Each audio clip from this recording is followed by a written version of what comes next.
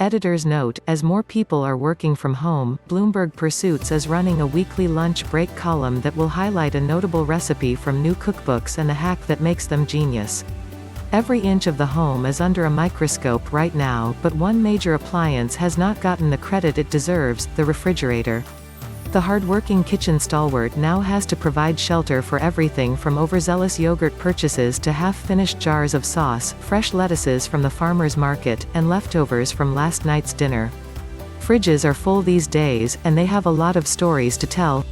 Especially if they're in the kitchen of a notable cook. Out on May 19th, the new book Chef's Fridges, More Than 35 World-Renowned Cooks Reveal What They Eat at Home, HarperCollins, $40, by Keri Solomon and Adrian Moore, is fortuitously timed. Relates to the sandwich to end all sandwiches, direct from a top chef's fridge as the title suggests. The book surveys the contents of top chefs' refrigerators with annotations and interviews about their cooking and snacking proclivities, plus a recipe or two. It's a snapshot of what the cooks are stocking at that moment. Solomon, a Paris-based writer and photographer who shot the chefs and their beloved refrigerators, says it was completely unpredictable.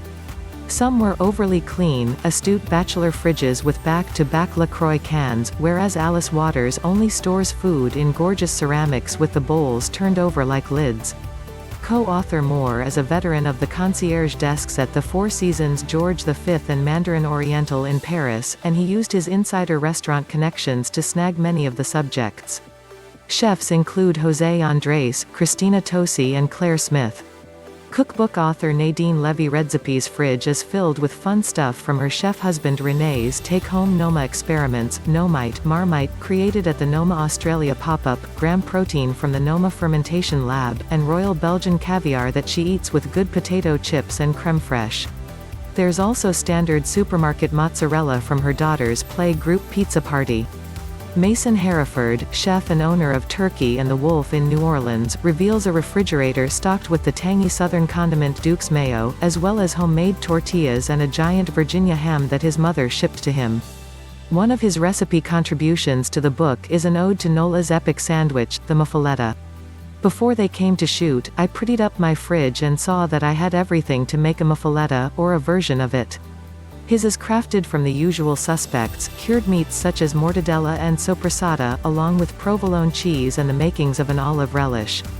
Makes 4 sandwiches, plus leftover flavored cream cheese.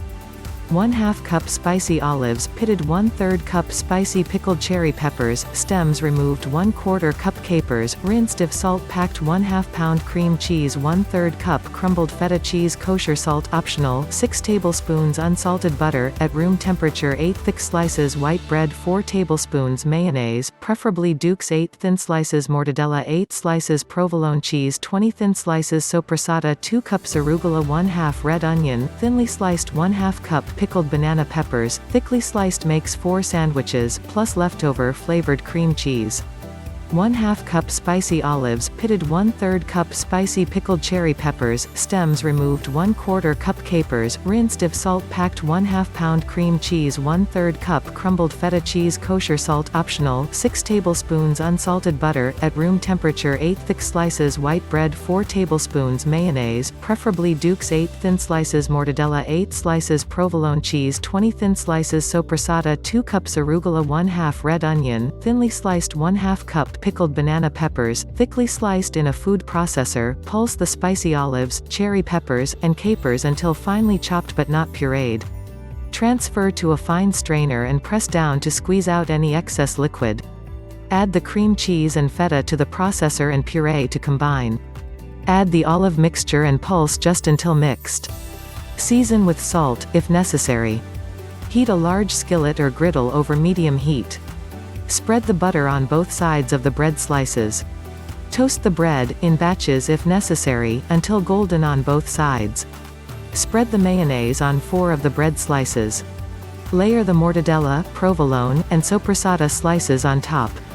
Pile on the arugula, red onions, and pickled banana peppers. Spread a liberal layer of muffaletta cream cheese on the remaining bare bread slices, and be generous, the cream cheese is the key ingredient.